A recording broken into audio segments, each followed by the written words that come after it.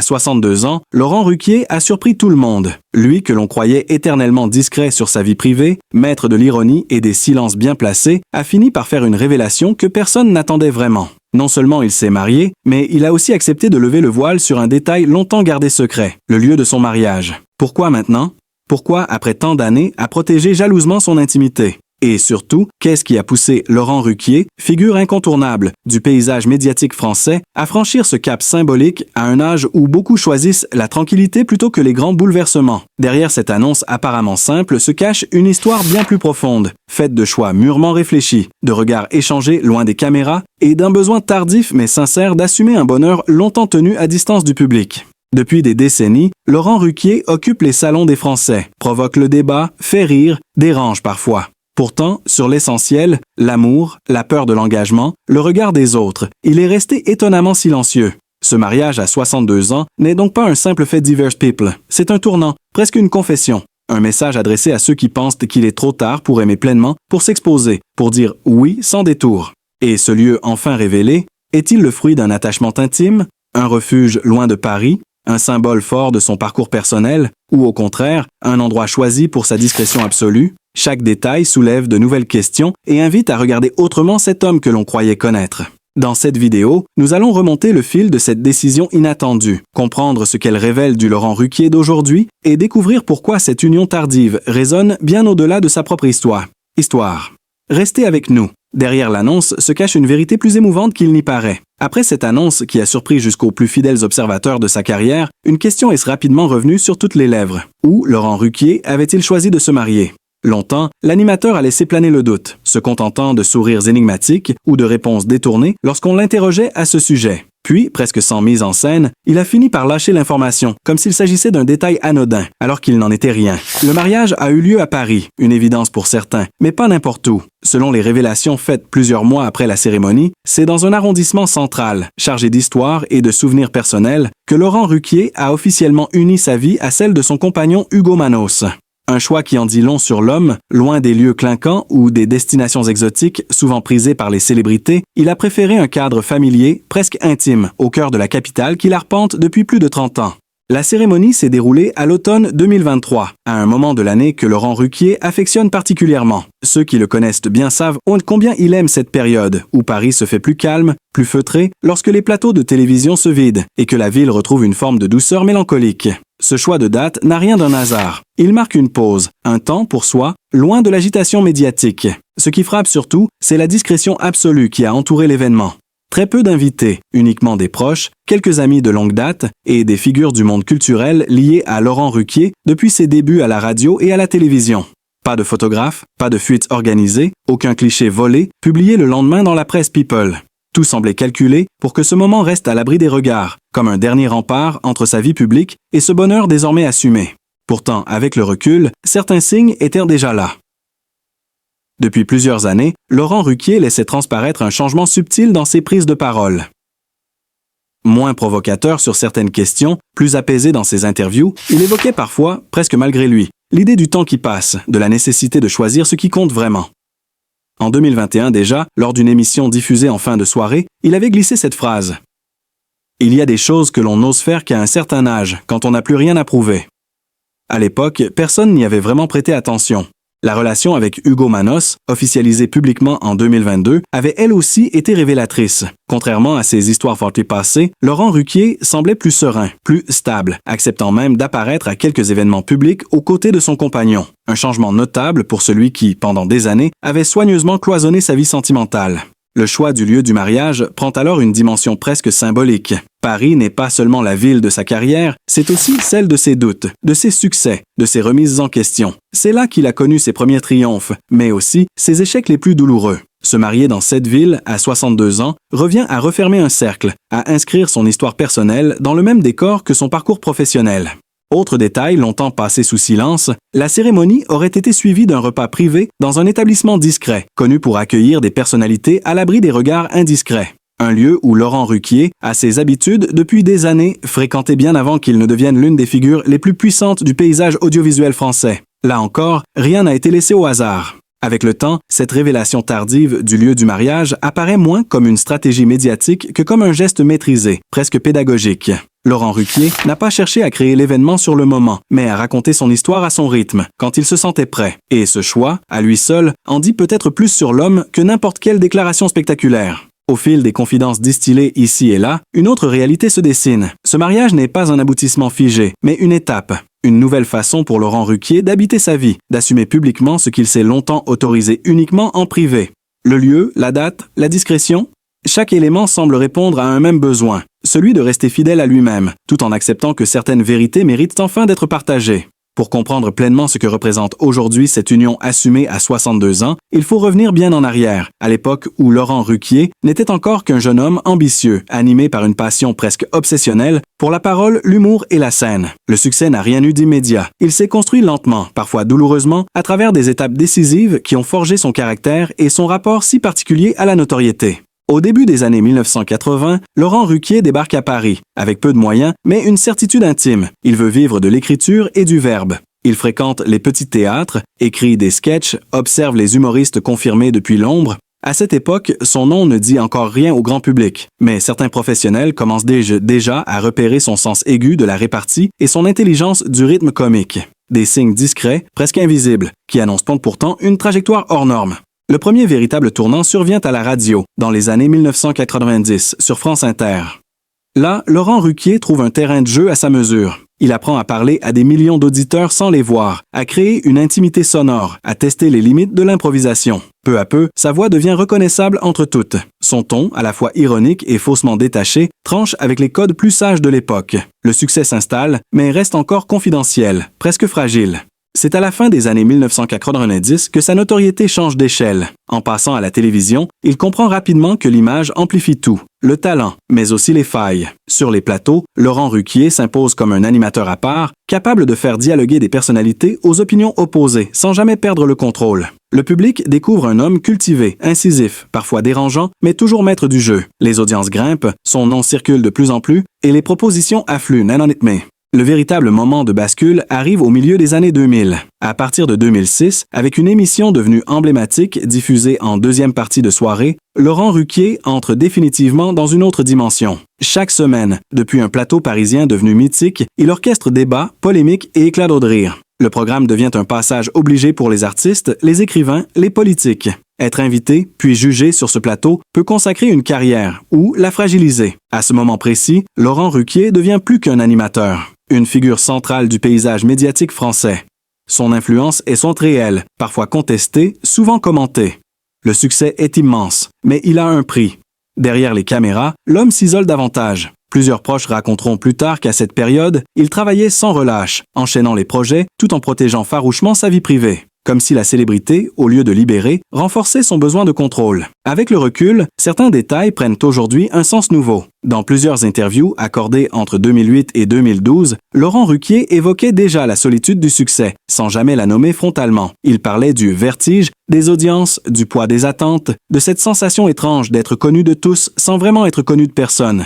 Des confidences passées presque inaperçues à l'époque, mais qui résonnent différemment à la lumière de son parcours personnel. Au fil des années 2010, sa réussite se diversifie. Théâtre, production, écriture, télévision. Laurent Ruquier est partout. Financièrement installé, professionnellement reconnu, il atteint ce que beaucoup considèrent comme le sommet. Pourtant, ceux qui le côtoient décrivent un homme plus nuancé, parfois inquiet, conscient que le succès médiatique est par nature éphémère. Là encore, un signe discret. Il commence à réduire certaines expositions, à choisir ses projets avec plus de prudence. Cette période de maturité professionnelle marque aussi un glissement intérieur. Le Laurent Ruquier flamboyant des débuts laisse place à un homme plus posé, plus réfléchi. Le succès n'est plus une conquête, mais un état à gérer. Et dans ce contexte, l'idée de construire quelque chose de durable, loin des projecteurs, prend peu à peu de l'importance. Ainsi, lorsque l'on relie ces années de montée en puissance, de reconnaissance publique et de maîtrise totale de sa carrière, une évidence apparaît. Ce mariage tardif n'est pas une rupture soudaine, mais l'aboutissement logique d'un chemin commencé des décennies plus tôt.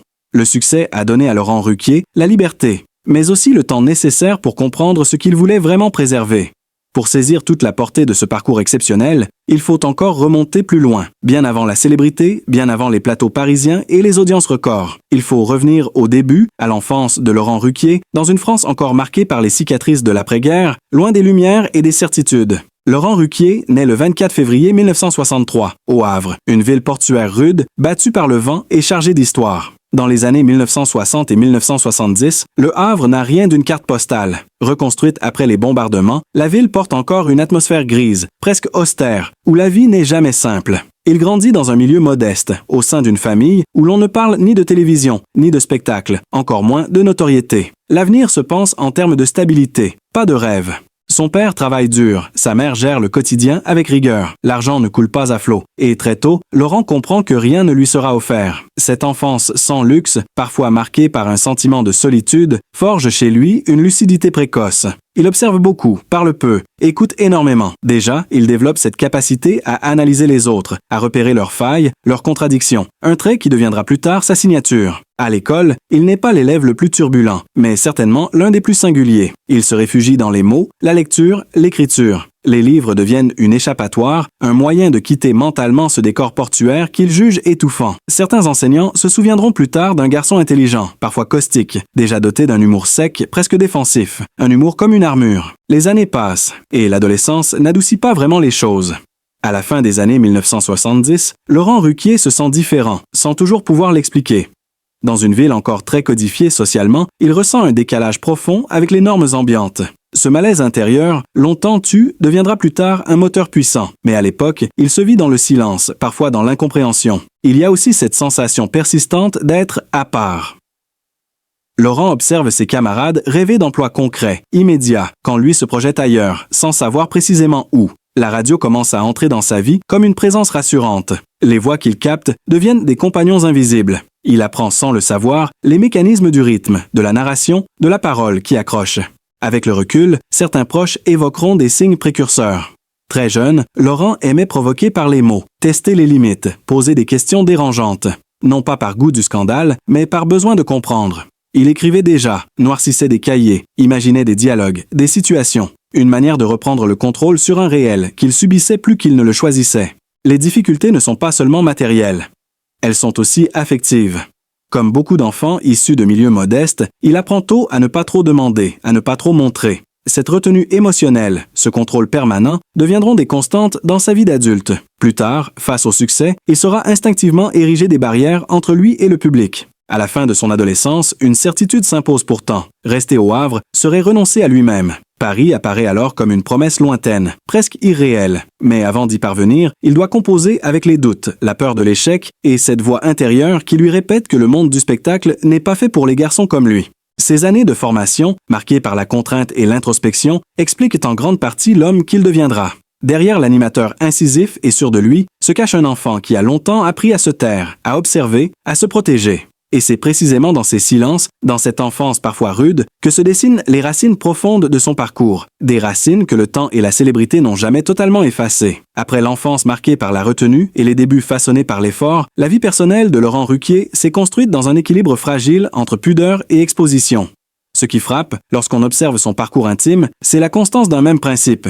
Dire peu, montrer encore moins, et choisir avec une extrême prudence ce qui mérite d'être partagé. Ses parents occupent une place centrale, bien que discrète, dans cette trajectoire. Originaires du Havre, ils incarnent un modèle de rigueur et de travail qui a profondément marqué Laurent Ruquier. Son père, employé aux horaires contraignants, lui a transmis le goût de l'effort silencieux. Sa mère, attentive mais réservée, a façonné chez lui ce rapport particulier à l'émotion, fait de retenue et d'observation. Longtemps, il évitera d'évoquer publiquement leur influence, comme si reconnaître cette dette revenait à exposer une part trop intime de lui-même. Ce n'est que bien plus tard, au détour d'interviews rares, qu'il laissera entendre combien cette éducation modeste avait été structurante. Contrairement à de nombreuses figures médiatiques, Laurent Ruquier n'a jamais cherché à fonder une famille au sens traditionnel du terme. Il n'a pas d'enfant, un choix assumé mais longtemps entouré de silence.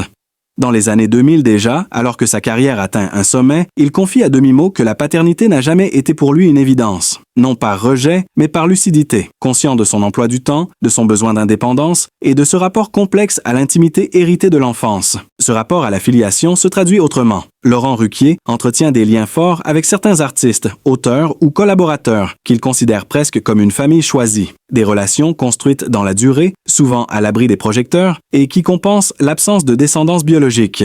Là encore, un signe discret. Il parle volontiers de transmission intellectuelle, de fidélité professionnelle, bien plus que d'héritage familial. Sa vie sentimentale, quant à elle, a longtemps été un territoire strictement protégé. Pendant des années, il refusera toute mise en scène de ses relations, y compris au moment où l'homosexualité devient un sujet plus librement abordé dans l'espace public. Ce silence n'est pas une négation, mais une stratégie de protection. Laurent Ruquier sait trop bien comment la notoriété peut déformer les récits personnels. Dans les années 2010, pourtant, quelque chose évolue. Installé principalement à Paris, il adopte un rythme de vie plus stable, plus ancré. Ses proches notent un apaisement progressif, une présence plus régulière hors des studios, une attention nouvelle portée au quotidien. Il s'éloigne peu à peu des nuits sans fin et des projets accumulés, comme si la réussite professionnelle avait enfin laissé place à une disponibilité intérieure. L'officialisation de sa relation avec Hugo Manos marque un tournant décisif. Pour la première fois, Laurent Ruquier accepte que sa vie privée soit nommée, identifiée, sans pour autant être exposée. Les apparitions restent rares, les mots choisis, mais le message est clair. Il n'a plus besoin de se cacher. Cette évolution s'accompagne d'un retour assumé vers des valeurs simples. La routine, la maison, les moments partagés loin des plateaux. Les lieux prennent alors une importance particulière. Son appartement parisien devient un refuge, un espace où le temps médiatique n'a plus prise. Il y reçoit peu, mais bien. Quelques amis fidèles, souvent les mêmes depuis des années, témoignent d'un homme chaleureux, loin de l'image parfois tranchante qu'il renvoie à l'écran. Là encore, le contraste est saisissant entre le personnage public et l'homme privé. Avec ses parents, les relations évoluent également. Le succès n'a jamais créé de distance ostentatoire, mais il a imposé une forme de protection mutuelle. Laurent Ruquier veille à préserver leur anonymat, conscient de ce que la lumière médiatique pourrait leur coûter. Cette loyauté silencieuse est l'un des fils rouges de sa vie personnelle. Ainsi, la vie intime de Laurent Ruquier ne se lit pas à travers des scandales ou des révélations spectaculaires, mais dans une suite de choix cohérents, parfois incompris, souvent mal interprétés. Une existence construite à contre-courant des attentes, où la famille ne se définit pas par le sang, mais par la confiance, la durée et la discrétion, des valeurs héritées très tôt et jamais reniées. Dans le prolongement de cette vie personnelle construite sur la discrétion et l'équilibre, la question de la santé de Laurent Ruquier s'impose aujourd'hui comme un autre sujet longtemps tenu à distance du débat public. À 62 ans, l'animateur se trouve à un âge charnière, celui où le corps rappelle, parfois de manière silencieuse mais insistante, que le temps ne se négocie plus de la même façon. Depuis plusieurs années déjà, certains observateurs attentifs avaient noté de subtils changements. Moins de rythme effréné, des absences ponctuelles de certains plateaux, une organisation de travail plus sélective. Rien de spectaculaire, rien d'alarmant, mais suffisamment perceptible pour suggérer une nouvelle manière d'aborder son quotidien. Laurent Ruquier n'a jamais évoqué publiquement de maladies graves. Et à ce jour, aucune information officielle ne fait état d'un problème de santé majeur. Pourtant, comme beaucoup d'hommes de sa génération, il semble avoir engagé un dialogue plus attentif avec son propre corps. Dans les années 2018-2020, alors qu'il enchaîne encore de nombreux projets télévisuels à Paris, des proches évoquent une fatigue plus marquée, non pas physique au sens strict, mais mentale. Des décennies passées sous la pression des audiences, des polémiques, des attentes permanentes laissent de l'homme des traces. Laurent Ruquier lui-même reconnaîtra, lors d'entretiens accordés après la pandémie, que cette période a agi comme un révélateur. Le ralentissement forcé, les studios vides, le silence inhabituel des plateaux ont fait émerger une réflexion plus profonde sur la préservation de soi. C'est à partir de ce moment-là que son rapport à la santé semble évoluer. Sans jamais tomber dans le discours démonstratif, il adopte un rythme plus régulier, plus structuré. Ses journées ne sont plus uniquement dictées par les contraintes de diffusion. Il privilégie les temps de repos, les routines simples, les moments hors antenne. Un changement notable pour celui qui, pendant des années, considérait le travail comme une seconde nature. À Paris, où il réside principalement, Laurent Ruquier s'impose une discipline nouvelle. Marche quotidienne, horaire plus fixe, attention portée à l'alimentation.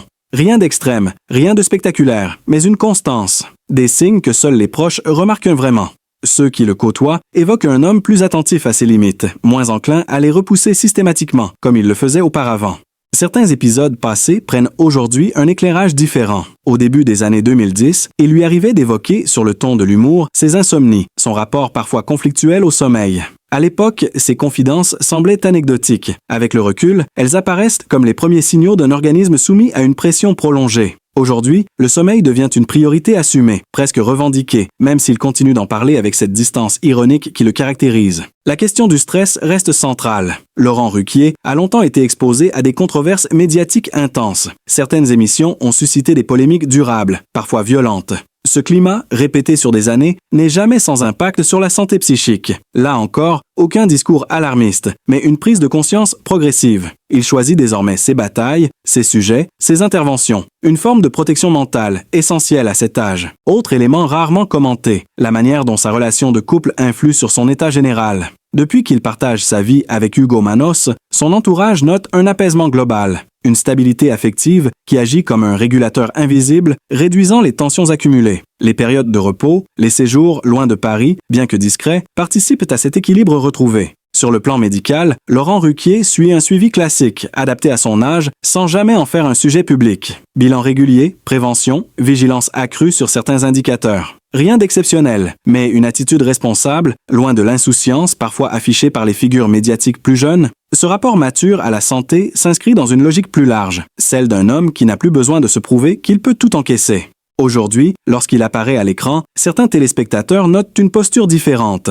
La voix est toujours assurée, l'esprit vif, l'humour intact. Mais le corps parle autrement, moins de gestes brusques, plus de retenue, une présence plus posée. Autant de détails qui trahissent un nouvel équilibre entre énergie et économie de soi. Ainsi, la santé de Laurent Ruquier ne se lit pas à travers des annonces fracassantes ou des révélations spectaculaires, mais dans une série de micro-décisions, de réajustements silencieux. Une manière d'aborder le temps qui reste avec lucidité, sans dramatisation, mais sans déni non plus. Fidèle, une fois encore, à cette ligne de conduite faite de maîtrise, de pudeur et de conscience aiguë de ses propres limites. Dans le sillage de ses réflexions sur la santé et l'équilibre retrouvé, la vie de Laurent Ruquier apparaît aujourd'hui comme une succession de cycles assumés, parfois heurtés, mais toujours guidés par une même exigence. Rester maître de son tempo. À mesure que les années avancent, il ne s'agit plus d'accumuler, mais de choisir. Choisir les lieux, les formats, les rencontres. Choisir aussi ce que l'on tait et ce que l'on accepte enfin de dire. Depuis le début des années 2020, Laurent Ruquier opère un tri discret dans ses engagements. À Paris, où se concentre encore l'essentiel de ses activités, il privilégie des projets qui lui offrent un espace de respiration intellectuelle. Le théâtre redevient un refuge, non pas comme une vitrine de prestige, mais comme un laboratoire intime où l'écriture et la scène dialoguent sans la pression immédiate des chiffres. Les répétitions, les lectures à huis clos, les échanges avec des comédiens de confiance s'inscrivent dans un rythme plus organique, loin du direct permanent. Cette période est aussi marquée par un rapport renouvelé à l'écriture. Laurent Ruquier écrit depuis toujours, mais il écrit désormais autrement, moins dans l'urgence, davantage dans la durée. Des textes mûris, retravaillés, parfois laissés en suspens. Certains proches évoquent des carnets remplis de notes, de fragments, d'idées non destinées immédiatement au public. Une écriture de l'ombre, libérée de l'obligation de produire, qui dit beaucoup d'un homme en quête de cohérence plus que de visibilité. Les lieux qu'il fréquente racontent cette évolution.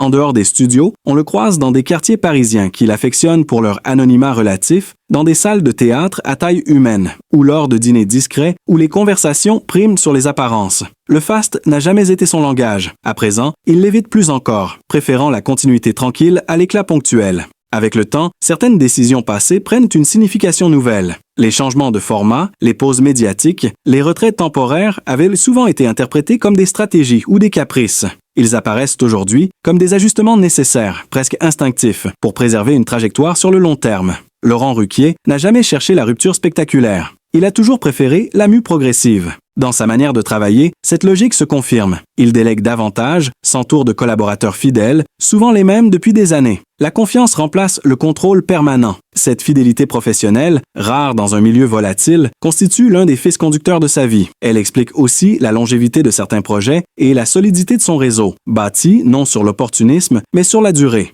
À mesure que l'âge avance, la